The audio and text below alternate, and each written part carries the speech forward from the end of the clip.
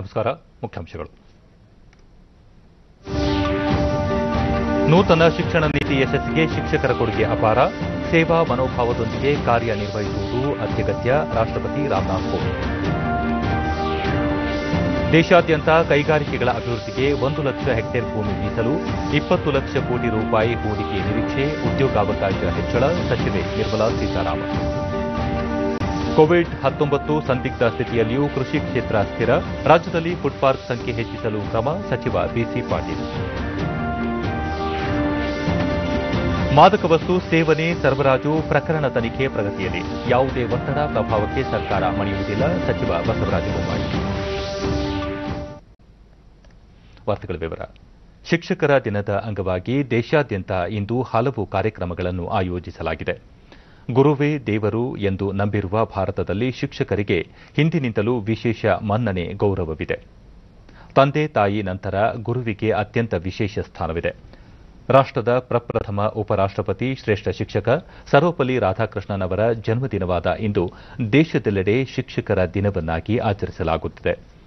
ಸರ್ವಪಲ್ಲಿ ರಾಧಾಕೃಷ್ಣನ್ ರಾಷ್ಟಪತಿಯಂತಹ ಮಹೋನ್ನತ ಹುದ್ದೆಗೇರಿದ್ದರೂ ಸಹ ಅವರಲ್ಲೊಬ್ಬ ಶಿಕ್ಷಕರಿದ್ದರು. ಕಲಿಕೆ ಅವರಿಗೆ ಪ್ರಿಯವಾಗಿತ್ತು. ಅಪಾರ ಪಾಂಡಿತ್ಯ ಗಳಿಸಿದ್ದ ಅವರು ಪರಮ ಶ್ರೇಷ್ಠ ಶಿಕ್ಷಕನಾಗಿ ಜನಮಾನಸದಲ್ಲಿ ಗುರುತಿಸಿಕೊಂಡಿದ್ದರು. ದೇಶದ ಶಿಕ್ಷಣ ವ್ಯವಸ್ಥೆಯೂ ಸಹ ನಿರಂತರವಾಗಿ ಪರಿವರ್ತನೆಯ ಹಾದಿಯಲ್ಲಿ ಸಾಗಿದೆ. ಶಿಕ್ಷಕರ ದಿನದ ಅಂಗವಾಗಿ ದೆಹಲಿಯಲ್ಲಿ ಆಯೋಜಿಸಿದ್ದ ಪ್ರಧಾನ ವರ್ಚುವಲ್ ಸಮಾರಂಭದಲ್ಲಿ ರಾಷ್ಟಪತಿ ರಾಮನಾಥ್ ಕೋವಿಂದ್ ಗಣನೀಯ ಸೇವೆ ಸಲ್ಲಿಸಿದ 47 ಅತ್ಯುತ್ತಮ ಶಿಕ್ಷಕರಿಗೆ ರಾಷ್ಟ ಪ್ರಶಸ್ತಿ ಪ್ರದಾನ ಮಾಡಿದರು.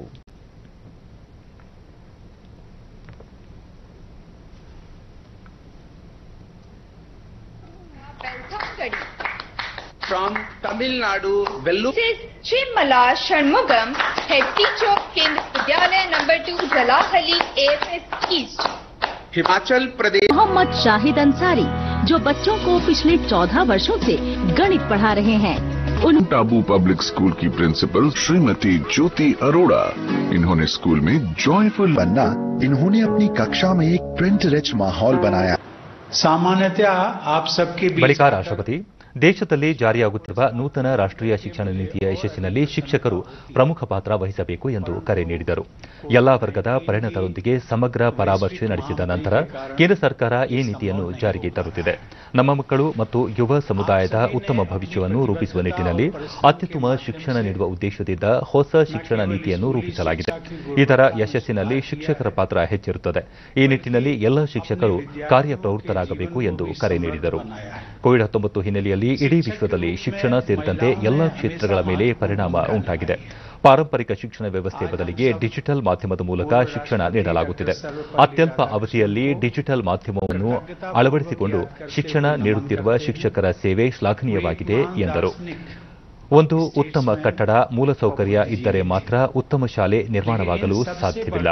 ಅಲ್ಲಿ ಉತ್ತಮ ಶಿಕ್ಷಕರಿದ್ದರೆ ಶಾಲೆಯು ಉತ್ತಮವಾಗಿರಲಿದೆ.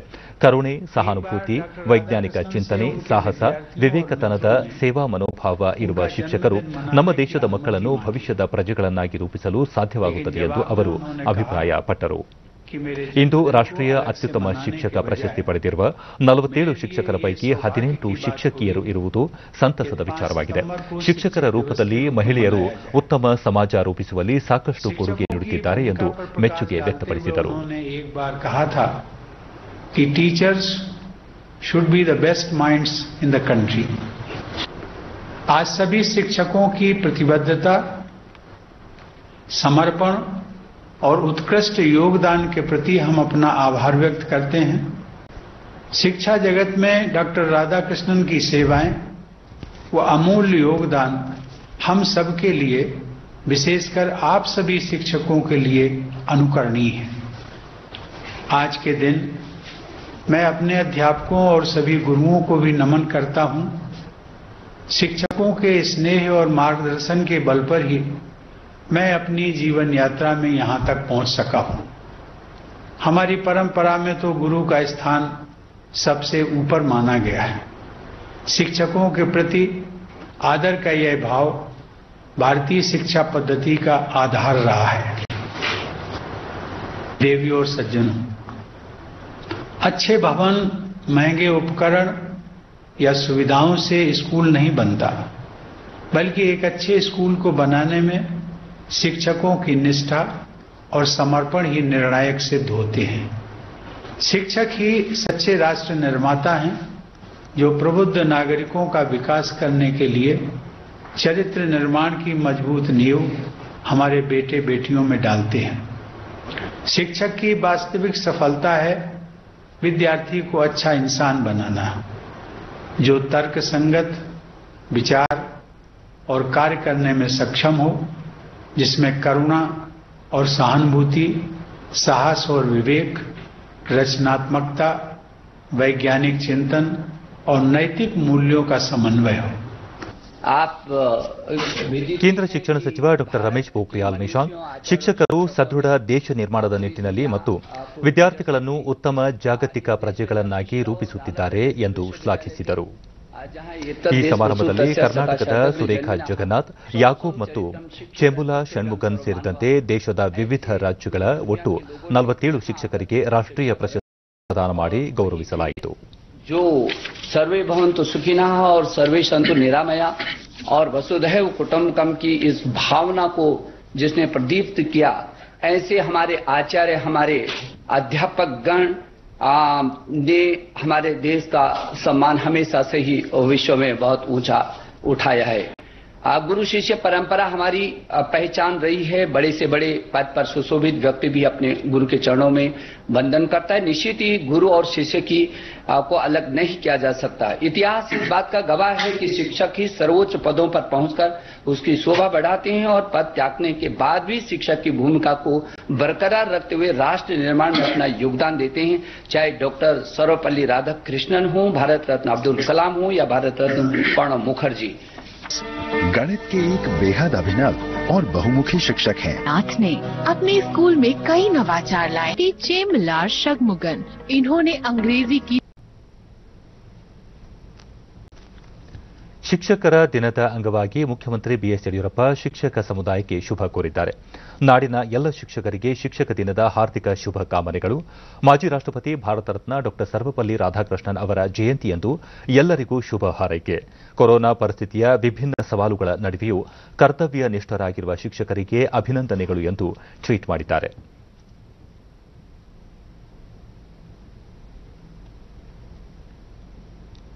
ಬೆಂಗಳೂರಿನ ಶಿಕ್ಷಕರ ಸದನದಲ್ಲಿ ಶಿಕ್ಷಕರ ದಿನದ ಕಾರ್ಯಕ್ರಮ ಆಯೋಜಿಸಲಾಗಿತ್ತು. ಪ್ರಾಥಮಿಕ ಮತ್ತು ಪ್ರೌಢಶಿಕ್ಷಣ ಸಚಿವ ಎಸ್ ಸುರೇಶ್ ಕುಮಾರ್ ಡಾ ಎಸ್ ರಾಧಾಕೃಷ್ಣನ್ ಅವರ ಭಾವಚಿತ್ರಕ್ಕೆ ಗೌರವ ಸಮರ್ಪಿಸಿದರು. ಸರಳ ಸಮಾರಂಭದಲ್ಲಿ ಅವರು ಪಾಲ್ಗೊಂಡು ಶಿಕ್ಷಕ ಸಮುದಾಯಕ್ಕೆ ಶುಭ ಕೋರಿದರು.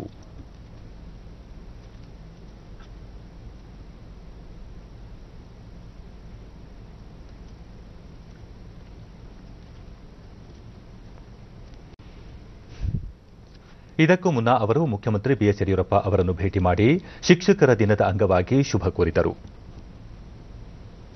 ಬಳಿಕ ಸುರೇಶ್ ಕುಮಾರ್ ಶಿಕ್ಷಕರ ಸಮಸ್ಯೆಗಳಿಗೆ ಸಂಬಂಧಿಸಿದಂತೆ ಶಿಕ್ಷಕರ ನಿಯೋಗದೊಂದಿಗೆ ಚರ್ಚೆ ನಡೆಸಿದರು. ರಾಜ್ಯದ ಕೆಲ ಜಿಲ್ಲೆಗಳಲ್ಲಿ ಶಿಕ್ಷಕರ ದಿನ ಆಚರಿಸಲಾಗುತ್ತಿದೆ.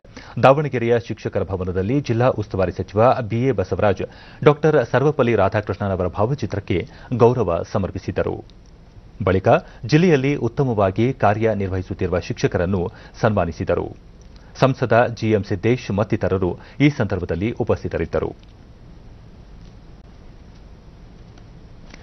ಶಿಕ್ಷಕರ ದಿನದ ಅಂಗವಾಗಿ ಶ್ರೇಷ್ಠ ಸಾಧನೆ ಮಾಡಿದ 47 ಶಿಕ್ಷಕರಿಗೆ ರಾಷ್ಟಪತಿ ರಾಮನಾಥ್ ಕೋವಿಂದ್ ವರ್ಚುವಲ್ ಸಮಾರಂಭದ ಮೂಲಕ ರಾಷ್ಟ ಪ್ರಶಸ್ತಿಯನ್ನು ಪ್ರದಾನ ಮಾಡಿದರು.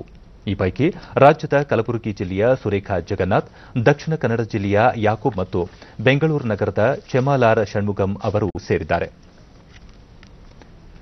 निर्माण किया है. सराहना करते हुए राष्ट्रीय पुरस्कार से दूरों के केंद्रीय विद्यालय जालाहल्ली AFS के प्राथमिक खंड की हेड मिस्ट्रेस श्रीमती चेमलार षण्मुगन, इन्होंने अंग्रेजी की नियमित शिक्षण विधियों को बदलकर कक्षा में खेल और संगीत के माध्यम से पढ़ने और सीखने को बढ़ावा दिया है.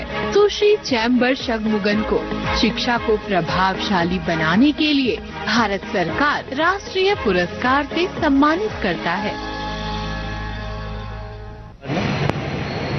ಡಿಡಿ ನ್ಯೂಸ್ನೊಂದಿಗೆ ಪ್ರಶಸ್ತಿ ಕುರಿತು ಸಂತಸ ಹಂಚಿಕೊಂಡ ಬೆಂಗಳೂರಿನ ಜಾಲಹಳ್ಳಿಯ ಕೇಂದ್ರೀಯ ವಿದ್ಯಾಲಯದ ಮುಖ್ಯ ಶಿಕ್ಷಕಿ ಚಮಾಲಾರ್ ಷಣ್ಮುಗಂ, ವಿಶೇಷ ಸಾಧನೆಯನ್ನು ಗುರುತಿಸಿ ತಮಗೆ ಪ್ರಶಸ್ತಿ ನೀಡಿರುವುದು ಸಂತಸ ತಂದಿದೆ.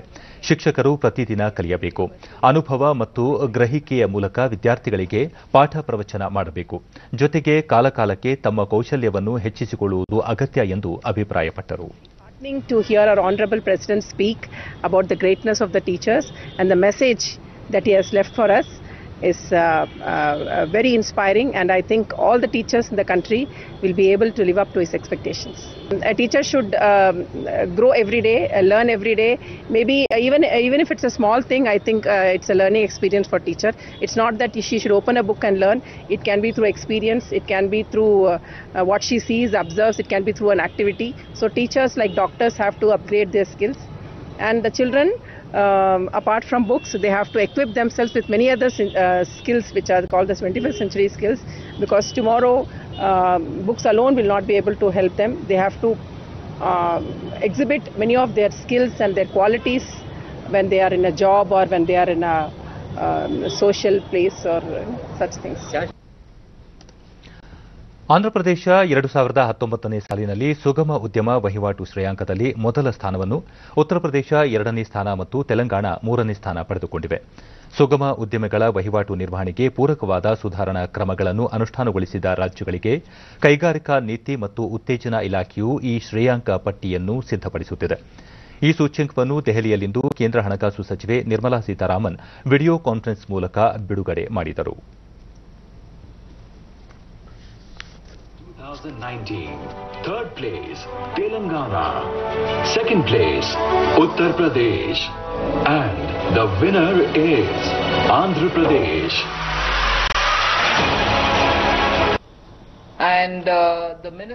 ಬಳಿಕ ಅವರು ವಿಜೇತ ರಾಜ್ಯಗಳು ವ್ಯವಹಾರ ಸುಧಾರಣೆ ಕಾರ್ಯಯೋಜನೆಯಲ್ಲಿ ಉತ್ತಮವಾದ ರೀತಿಯಲ್ಲಿ ಸಾಧನೆ ಮಾಡಿವೆ ಎಂದು ಮೆಚ್ಚುಗೆ ವ್ಯಕ್ತಪಡಿಸಿದರು. ಉದ್ದಿಮೆಗಳು ಸುಗಮವಾಗಿ ನಡೆಯುವಂತೆ ಮಾಡುವ ನಿಟ್ಟಿನಲ್ಲಿ ರಾಜ್ಯಗಳು ಉತ್ತಮ ಪರಿಕ್ರಮ ಮತ್ತು ಸುಧಾರಣಾ ಕ್ರಮಗಳನ್ನು ಕೈಗೊಂಡಿರುವುದು ಸ್ವಾಗತಾರ್ಹ. ಇಂತಹ ಉಪಕ್ರಮಗಳು ಒಟ್ಟಾರೆ ದೇಶದ ಅಭಿವೃದ್ಧಿಗೆ ಸಹಕಾರಿಯಾಗುತ್ತವೆ ಎಂದು ತಿಳಿಸಿದರು. ಆರ್ಥಿಕತೆಯಲ್ಲಿ ಪ್ರಗತಿ ಸಾಧಿಸುತ್ತಿರುವ ಭಾರತ ಹೂಡಿಕೆದಾರರ ನೆಚ್ಚಿನ ತಾಣವಾಗಿದೆ. ಉದ್ಯಮಗಳನ್ನು ಸ್ಥಾಪಿಸಲು ಪೂರಕ ವಾತಾವರಣ ಮತ್ತು ಅಗತ್ಯ ಮೂಲಸೌಕರ್ಯಗಳನ್ನು ಕಲ್ಪಿಸಲಾಗುತ್ತಿದೆ ಎಂದು ತಿಳಿಸಿದ ಅವರು 10 ಹಲವಾರು ಸುಧಾರಣಾ ಕ್ರಮಗಳನ್ನು ಕೈಗೊಳ್ಳುವ ನಿಟ್ಟಿನಲ್ಲಿ ರಾಜ್ಯಗಳು ಪರಸ್ಪರ ಉತ್ತಮ ಸ್ಪರ್ಧೆಯನ್ನು ನಡೆಸುತ್ತಿರುವುದು ಆರೋಗ್ಯಕಾರಿ ಬೆಳವಣಿಗೆಯಾಗಿದೆ ಎಂದು ಅಭಿಪ್ರಾಯಪಟ್ಟರು. Trying to run past the other, but in a way trying to build a competitive states so that what are we competing about? To make our state a better place for businesses to come and do more business in the state. So competing for that, competing for improving that is a very positive step, and therefore to be ranked on it, I think is a very healthy sign of a good competition. ಕೇಂದ್ರ ವಾಣಿಜ್ಯ ಮತ್ತು ಕೈಗಾರಿಕಾ ಸಚಿವ ಪಿಯೂಷ್ ಗೋಯಲ್ ಕೈಗಾರಿಕೆಗಳನ್ನು ಸ್ಥಾಪಿಸಲು ಅನುಕೂಲವಾಗುವಂತೆ ದೇಶಾದ್ಯಂತ 1 lakh hectare ಭೂಮಿಯನ್ನು ಮೀಸಲಿಡಲಾಗಿದೆ. ಈ ಭೂಮಿಯನ್ನು ಬಳಸಿಕೊಂಡು ಹೂಡಿಕೆ ಮಾಡಿ ಉತ್ಪಾದನೆ ಆರಂಭಿಸುವಂತೆ ಕೈಗಾರಿಕೋದ್ಯಮಿಗಳಿಗೆ ಕರೆ ನೀಡಿದರು. ಈ ನಿಟ್ಟಿನಲ್ಲಿ ಜಪಾನ್ ಮತ್ತು ಆಸ್ಟ್ರೇಲಿಯಾ ದೇಶಗಳೊಂದಿಗೆ ಸಹಭಾಗಿತ್ವ ಮಾಡಿಕೊಳ್ಳಲಾಗಿದ್ದು ಕೈಗಾರಿಕೆ ಸ್ಥಾಪನೆಗೆ ಪೂರಕವಾದ ವಾತಾವರಣವನ್ನು ಸೃಷ್ಟಿಸಲಾಗುತ್ತಿದೆ ಎಂದು ತಿಳಿಸಿದರು. ಮುಂದಿನ 5 ವರ್ಷಗಳಲ್ಲಿ 24 ಉತ್ಪನ್ನಗಳ ತಯಾರಿಕೆಗೆ ಕೇಂದ್ರ ಸರ್ಕಾರ ಹೆಚ್ಚಿನ ಒತ್ತು ನೀಡುತ್ತಿದೆ. ಈ ಕ್ಷೇತ್ರದಲ್ಲಿ ಸುಮಾರು 20 ಲಕ್ಷ ಕೋಟಿ ರೂಪಾಯಿಗೂ ಅಧಿಕ ಹೂಡಿಕೆಯಾಗಲಿದ್ದು ಸಾಕಷ್ಟು ಉದ್ಯೋಗ ಅವಕಾಶಗಳು ಲಭ್ಯವಾಗಲಿವೆ ಎಂದು ಹೇಳಿದರು. On similar lines, so that going forward the entire nation makes an effort to improve their rankings, and that effort finally gets reflected in the nation's rankings worldwide. It is my proud privilege. ನಾಗರಿಕ ವಿಮಾನಯಾನ ಮತ್ತು ನಗರ ವಸತಿ ಸಚಿವ Hardeep Singh Puri COVID-19 Bharat ಸೇರಿದಂತೆ ಇಡೀ ಜಗತ್ತಿಗೆ ಒಂದು ಸವಾಲನ್ನು ಒಡ್ಡಿತು. ಇದನ್ನು ಸಮರ್ಥವಾಗಿ ಎದುರಿಸುವ ನಿಟ್ಟಿನಲ್ಲಿ ಪ್ರಧಾನಿ ಆತ್ಮನಿರ್ಭರ್ ಭಾರತ್ಗೆ ಕರೆ ನೀಡಿದರು. ಕೆಲವೇ ತಿಂಗಳಲ್ಲಿ ನಮ್ಮ ದೇಶ ಆತ್ಮನಿರ್ಭರವಾಗಿ ಹೊರಹೊಮ್ಮುತ್ತಿರುವುದನ್ನು ನಾವು ಕಾಣುತ್ತಿದ್ದೇವೆ ಎಂದರು. ಮಾಹಿತಿ ತಂತ್ರಜ್ಞಾನಗಳ ಬಳಕೆ, ಸರಳವಾದ ಕಾರ್ಮಿಕ ಕಾನೂನುಗಳು ಮತ್ತು ಜಾರಿ, ಉದ್ಯಮ ಸ್ಥಾಪನೆಗೆ ಏಕಗವಾಕ್ಷಿ ಯೋಜನೆ, ತ್ವರಿತವಾಗಿ ಯೋಜನೆಗಳ ಕಾರ್ಯಗತ ನಿರ್ಮಾಣ, ಭೂಮಿ ನಿರ್ವಹಣೆ ಸೇರಿದಂತೆ ಸುಮಾರು 180 ಸುಧಾರಣಾ ಕ್ರಮಗಳನ್ನು ಪರಿಣಾಮಕಾರಿಯಾಗಿ ಜಾರಿಗೆ ತಂದಿರುವ ರಾಜ್ಯಗಳಿಗೆ ಈ ಸೂಚ್ಯಂಕವನ್ನು ನೀಡಲಾಗುತ್ತದೆ. By 2024-2025 and to transition to a $10 trillion economy by 2030. We are already seeing evidence of this Atmanirbhar spirit. We are seeing evidence in many of the sectors with which I am personally privileged to be associated with. And it is clear that we have to emerge as a competitive and friendly destination amongst the different countries in the world which are participating in the ongoing and in the evolving. ಹೊಸಕೋಟೆಯ ಎಂಯುಜಿ ವೈದ್ಯಕೀಯ ಹಾಗೂ ಸಂಶೋಧನಾ ಆಸ್ಪತ್ರೆಯಲ್ಲಿ COVID-19 ಪ್ರಯೋಗಾಲಯವನ್ನು ವೈದ್ಯಕೀಯ ಶಿಕ್ಷಣ ಸಚಿವ ಡಾ K Sudhakar ಉದ್ಘಾಟಿಸಿದರು.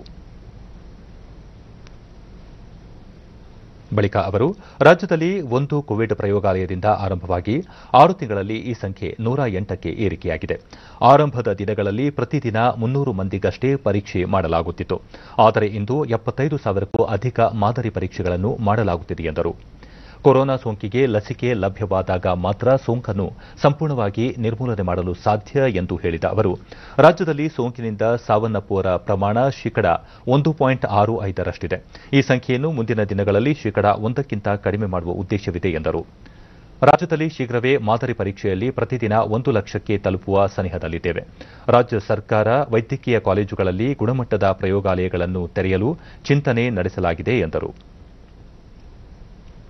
ರಾಜ್ಯದಲ್ಲಿ ಇಂದು ಹೊಸದಾಗಿ 9,746 ಕೋವಿಡ್ ಪ್ರಕರಣಗಳು ದೃಢಪಟ್ಟಿದ್ದು, ಇದರೊಂದಿಗೆ ಒಟ್ಟು ಸೋಂಕು ಪ್ರಕರಣಗಳ ಸಂಖ್ಯೆ 3,89,232ಕ್ಕೆ ಏರಿಕೆಯಾಗಿದೆ. ಇಂದು 9,102 ಮಂದಿ ಆಸ್ಪತ್ರೆಯಿಂದ ಬಿಡುಗಡೆಯಾಗಿದ್ದು, ಇದುವರೆಗೂ ಗುಣಮುಖಗೊಂಡವರ ಸಂಖ್ಯೆ 2,83,298ಕ್ಕೆ ತಲುಪಿದೆ. ಇಂದು 178 ಮಂದಿ ಸಾವನ್ನಪ್ಪಿದ್ದು, ಮೃತಪಟ್ಟವರ ಸಂಖ್ಯೆ 6,298ಕ್ಕೆ ಏರಿಕೆಯಾಗಿದೆ. ಸದ್ಯ ರಾಜ್ಯದಲ್ಲಿ 99,617 ಸಕ್ರಿಯ ಪ್ರಕರಣಗಳಿವೆ. 769 ಮಂದಿ ರಾಜ್ಯದ ವಿವಿಧ ಆಸ್ಪತ್ರೆಗಳಲ್ಲಿ ತೀವ್ರ ನಿಗಾ ಘಟಕದಲ್ಲಿ ಚಿಕಿತ್ಸೆ ಪಡೆಯುತ್ತಿದ್ದಾರೆ. ಇಂದು 76,761 ಮಂದಿಗೆ ಪರೀಕ್ಷೆ ನಡೆಸಿದ್ದು, ಇದುವರೆಗೂ 32,73,871 ಮಂದಿಗೆ ಕೊರೋನಾ ಪರೀಕ್ಷೆ ನಡೆಸಲಾಗಿದೆ ಎಂದು ಆರೋಗ್ಯ ಮತ್ತು ಕುಟುಂಬ ಕಲ್ಯಾಣ ಇಲಾಖೆ ತಿಳಿಸಿದೆ. ಬೆಂಗಳೂರಿನಲ್ಲಿ 3,093 ಮಂದಿಗೆ ಸೋಂಕು ತಗುಲಿದ್ದು, ಒಟ್ಟು ಸೋಂಕು ಪ್ರಕರಣಗಳ ಸಂಖ್ಯೆ 1,44,757ಕ್ಕೆ ಏರಿಕೆಯಾಗಿದೆ.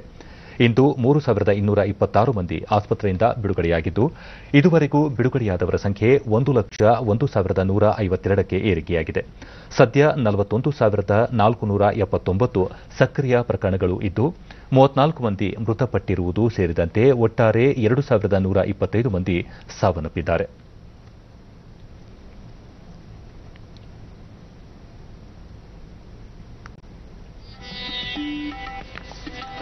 ವಿವಿಧ ಜಿಲ್ಲೆಗಳಲ್ಲಿ ವರದಿಯಾಗಿರುವ ಪ್ರಕರಣಗಳ ವಿವರ ಇಂತಿದೆ.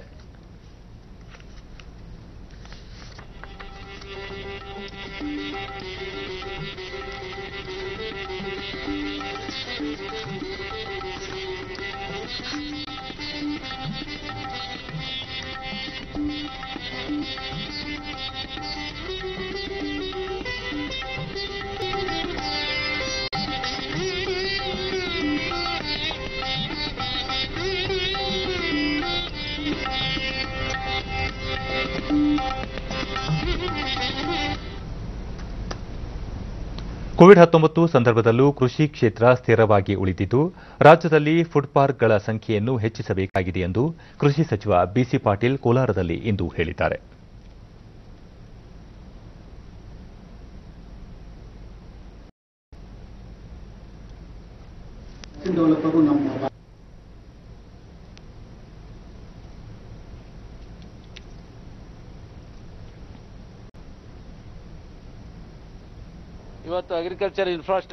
ದೇಶದಲ್ಲಿ ಆಹಾರ ಉತ್ಪಾದನಾ ಕ್ಷೇತ್ರಕ್ಕೆ ಪ್ರಧಾನಿ ನರೇಂದ್ರ ಮೋದಿ ಅವರು 10,000 ಕೋಟಿ ರೂಪಾಯಿ ಮೀಸಲಿಟ್ಟಿದ್ದಾರೆ. ಕೋವಿಡ್-19 ಸೋಂಕಿನ ನಂತರ ಕೃಷಿ ಕ್ಷೇತ್ರಕ್ಕೆ ಮತ್ತು ಆಹಾರ ಸಂಸ್ಕರಣಾ ಘಟಕಗಳಿಗೆ ಹೆಚ್ಚು ಒತ್ತು ನೀಡುವ ಮೂಲಕ ಇವುಗಳತ್ತ ಜನರು ಆಕರ್ಷಿಸುವಂತೆ ನೋಡಿಕೊಳ್ಳಲಾಗುವುದು ಎಂದು ತಿಳಿಸಿದರು.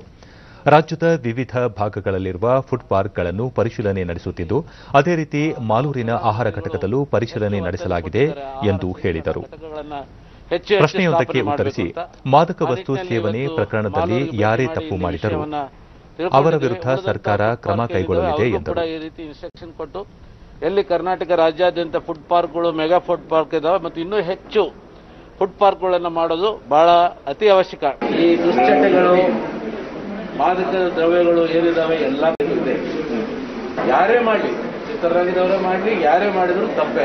ಅದು ಸಮಾಜದ ಮೇಲೆಲ್ಲ. ಇವತ್ತು ಚಿಕ್ಕ ಚಿಕ್ಕ ಮಕ್ಕಳು 14-15 ವರ್ಷದ ಮಕ್ಕಳು ಕೂಡ ಈ ಮಾದಕ ದ್ರವ್ಯಗಳಿಗೆ, ಇವಕ್ಕೆ ವ್ಯಸನಗಳಿಗೆ ತುತ್ತಾಗ್ತಿರೋದು ಬಹಳ ದುರದೃಷ್ಟಕರ. ಇದನ್ನ ಸರ್ಕಾರ ಕಬ್ಬಿಣದ ಕೈ ಅಂದ್ರೆ ಐರನ್ ಹ್ಯಾಂಡ್ಸ್ ಇಂದ ಅದನ್ನ ಕಟ್ ಮಾಡುವಂತ ಕೆಲಸ ಖಂಡಿತ ಮಾಡ್ತದೆ. ರಾಜ್ಯದಲ್ಲಿ ಮಾದಕ ವಸ್ತು ಸೇವನೆ ಮತ್ತು ಸರಬರಾಜು ಪ್ರಕರಣಕ್ಕೆ ಸಂಬಂಧಿಸಿದಂತೆ ತನಿಖೆ ಪ್ರಗತಿಯಲ್ಲಿದೆ. ಈಗಾಗಲೇ ಚಿತ್ರನಟಿ ರಾಗಿಣಿ ದ್ವಿವೇದಿ ಸೇರಿದಂತೆ ಹಲವರನ್ನು ಬಂಧಿಸಲಾಗಿದ್ದು, ತಪ್ಪಿತಸ್ಥರಿಗೆ ಶಿಕ್ಷೆಯಾಗಲಿದೆ ಎಂದು ಗೃಹ ಸಚಿವ ಬಸವರಾಜ ಬೊಮ್ಮಾಯಿ ಬೆಂಗಳೂರಿನಲ್ಲಿ ಇಂದು ಹೇಳಿದ್ದಾರೆ. ಮಾದಕ ವಸ್ತು ಜಾಲದ ಹಿಂದೆ ಯಾರೇ ಇದ್ದರೂ ಅವರ ವಿರುದ್ಧ ಕ್ರಮ ಕೈಗೊಳ್ಳಲಾಗುವುದು. ಮಾದಕ ವಸ್ತು ಜಾಲವನ್ನು ಪತ್ತೆ ಹಚ್ಚಲು ಪೊಲೀಸರು ಅತ್ಯಾಧುನಿಕ ತಂತ್ರಜ್ಞಾನದ ಸಹಾಯ ಪಡೆಯುತ್ತಿದ್ದಾರೆ ಎಂದು ಸುದ್ದಿಸಂಸ್ಥೆ ವರದಿ ಮಾಡಿದೆ. ಮಾದಕ ವಸ್ತು ಪ್ರಕರಣಕ್ಕೆ ಸಂಬಂಧಿಸಿದಂತೆ ಇತರ ರಾಜ್ಯಗಳು ಮತ್ತು ವಿದೇಶಿಯರ ಸಂಪರ್ಕ ಇರುವ ಬಗ್ಗೆ ತನಿಖೆ ನಡೆಸಲಾಗುತ್ತಿದೆ. ಸರ್ಕಾರ ಯಾವುದೇ ಒತ್ತಡ, ಪ್ರಭಾವಕ್ಕೆ ಮಣಿಯುವುದಿಲ್ಲ. ತನಿಖೆಯನ್ನು ಮುಂದುವರೆಸಲಾಗುವುದು. ತಪ್ಪಿತಸ್ಥರಿಗೆ ಶಿಕ್ಷೆ ನೀಡಲಾಗುವುದು ಎಂದು ಹೇಳಿದ್ದಾರೆ.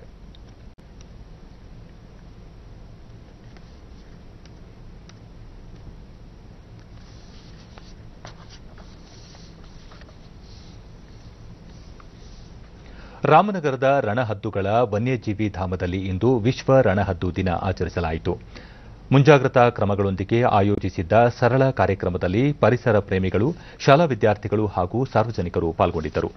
ರಾಮದೇವರ ಬೆಟ್ಟದಲ್ಲಿರುವ ರಣಹದ್ದುಗಳ ಸಂರಕ್ಷಣಾ ಕೇಂದ್ರವನ್ನು 2012ರಲ್ಲಿ ರಣಹದ್ದು ವನ್ಯಜೀವಿ ಧಾಮ ಎಂದು ಘೋಷಿಸಲಾಯಿತು. ಸುಮಾರು 850 ಎಕರೆ ವಿಸ್ತೀರ್ಣದಲ್ಲಿರುವ ಈ ಪ್ರದೇಶದಲ್ಲಿ ವಿವಿಧ ಪ್ರಭೇದದ ರಣಹದ್ದುಗಳಿದ್ದು, 9 ಲಾಂಗ್ ಬರ್ಡ್ ರಣಹದ್ದು ಹಾಗೂ 23 ಈಜಿಪ್ಟಿಯನ್ ರಣಹದ್ದುಗಳು ಇವೆ.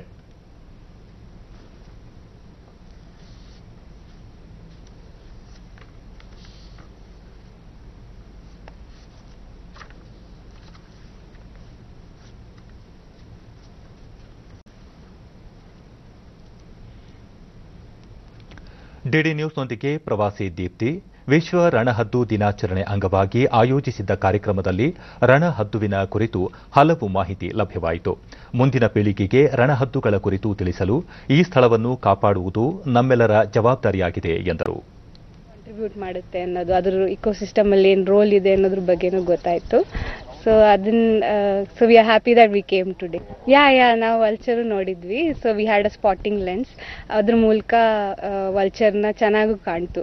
ಸೊ ಇದು ಫಸ್ಟ್ ಟೈಮ್ ನೋಡ್ತಿದ್ದೋದು. So it was very nice.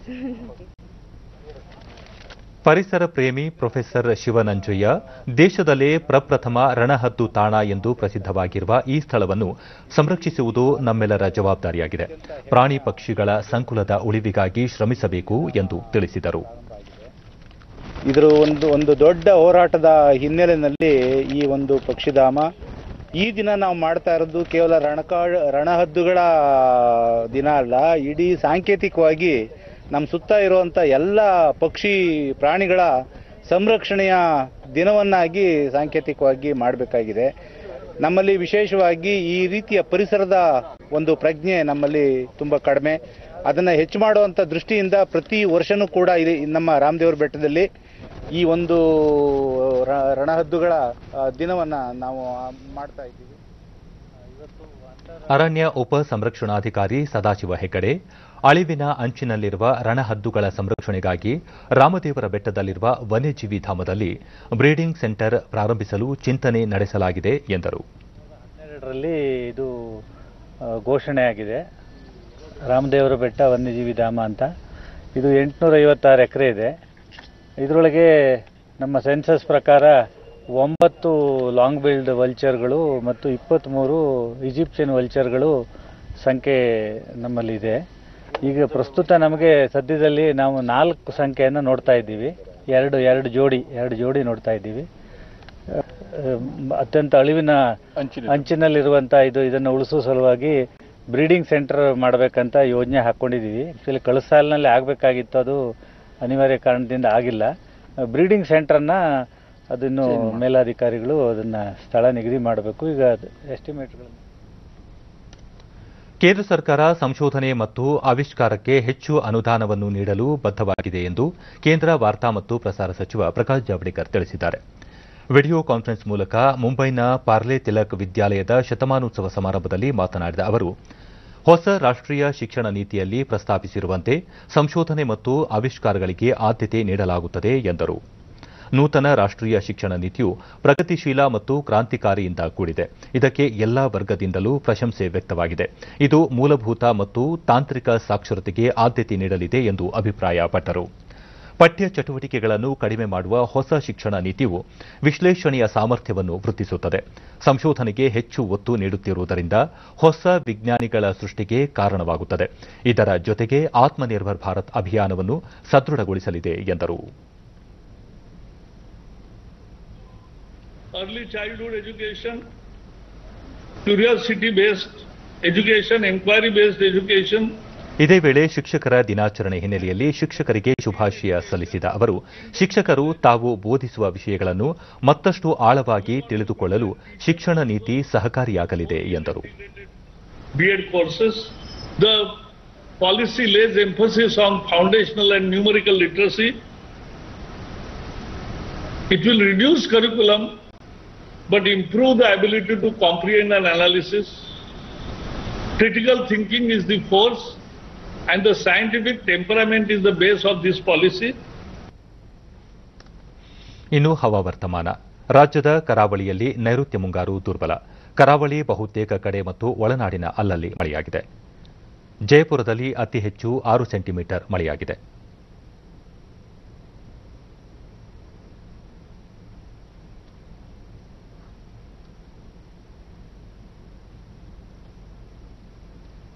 ಉಳಿದಂತೆ ಹಾಸನ 5, ಶೃಂಗೇರಿ, ಬಾಳೆಹೊನ್ನೂರು, ಲಿಂಗನಮಕ್ಕಿ, ಹುಂಚದಕಟ್ಟೆ, ಹೊಸನಗರ, ನುಗ್ಗೇಹಳ್ಳಿ, ಚಾಮರಾಜನಗರ 4, ಸೈದಾಪುರ, ತಿಪಟೂರು, ಸೋಮವಾರಪೇಟೆ, ಕೊಪ್ಪ 3,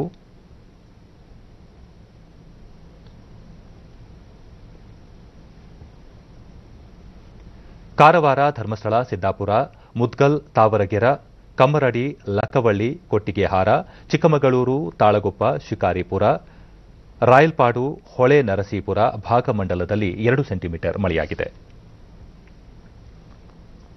ಮುನ್ಸೂಚನೆಯಂತೆ ಮುಂದಿನ 24 ಗಂಟೆಗಳಲ್ಲಿ ಕರಾವಳಿ ಹಾಗೂ ದಕ್ಷಿಣ ಒಳನಾಡಿನ ಹಲವೆಡೆ ಮತ್ತು ಉತ್ತರ ಒಳನಾಡಿನ ಕೆಲವೆಡೆ ಚದುರಿದಂತೆ ಮಳೆ ಸಾಧ್ಯತೆ. ಬೆಂಗಳೂರು ಸುತ್ತಮುತ್ತ ಸಾಮಾನ್ಯ ಮೋಡ ಕವಿದ ವಾತಾವರಣ, ಕೆಲವೆಡೆ ಹಗುರ ಮಳೆಯಾಗುವ ನಿರೀಕ್ಷೆ. ಗರಿಷ್ಠ ತಾಪಮಾನ 29 ಹಾಗೂ ಕನಿಷ್ಠ 21 ಡಿಗ್ರಿ ಸೆಲ್ಸಿಯಸ್ ದಾಖಲು ಸಂಭವ. ಕೊನೆಯಲ್ಲಿ ಮತ್ತೊಮ್ಮೆ ಮುಖ್ಯಾಂಶಗಳು. ನೂತನ ಶಿಕ್ಷಣ ನೀತಿ ಯಶಸ್ಸಿಗೆ ಶಿಕ್ಷಕರ ಕೊಡುಗೆ ಅಪಾರ, ಸೇವಾ ಮನೋಭಾವದೊಂದಿಗೆ ಕಾರ್ಯನಿರ್ವಹಿಸುವುದು ಅತ್ಯಗತ್ಯ. ರಾಷ್ಟ್ರಪತಿ ರಾಮನಾಥ್ ಕೋವಿಂದ್. ದೇಶಾದ್ಯಂತ ಕೈಗಾರಿಕೆಗಳ ಅಭಿವೃದ್ಧಿಗೆ 1 ಲಕ್ಷ ಹೆಕ್ಟೇರ್ ಭೂಮಿ ಮೀಸಲು, 20 ಲಕ್ಷ ಕೋಟಿ ರೂಪಾಯಿ ಹೂಡಿಕೆ ನಿರೀಕ್ಷೆ, ಉದ್ಯೋಗಾವಕಾಶ ಹೆಚ್ಚಳ. ಸಚಿವೆ ನಿರ್ಮಲಾ ಸೀತಾರಾಮನ್. ಕೋವಿಡ್-19 ಸಂದಿಗ್ಧ ಸ್ಥಿತಿಯಲ್ಲಿಯೂ ಕೃಷಿ ಕ್ಷೇತ್ರ ಸ್ಥಿರ, ರಾಜ್ಯದಲ್ಲಿ ಫುಡ್ ಪಾರ್ಕ್ ಸಂಖ್ಯೆ ಹೆಚ್ಚಿಸಲು ಕ್ರಮ. ಸಚಿವ ಬಿಸಿ ಪಾಟೀಲ್. ಮಾದಕ ವಸ್ತು ಸೇವನೆ ಸರಬರಾಜು ಪ್ರಕರಣ ತನಿಖೆ ಪ್ರಗತಿಯಲ್ಲಿ, ಯಾವುದೇ ಒತ್ತಡ ಪ್ರಭಾವಕ್ಕೆ ಸರ್ಕಾರ ಮಣಿಯುವುದಿಲ್ಲ. ಸಚಿವ ಬಸವರಾಜ ಬೊಮ್ಮಾಯಿ. ನಮ್ಮ ಮುಂದಿನ ವಾರ್ತಾ ಪ್ರಸಾರ ರಾತ್ರಿ 9 ಗಂಟೆಗೆ ಚಂದನದಲ್ಲಿ. ನಮಸ್ಕಾರ.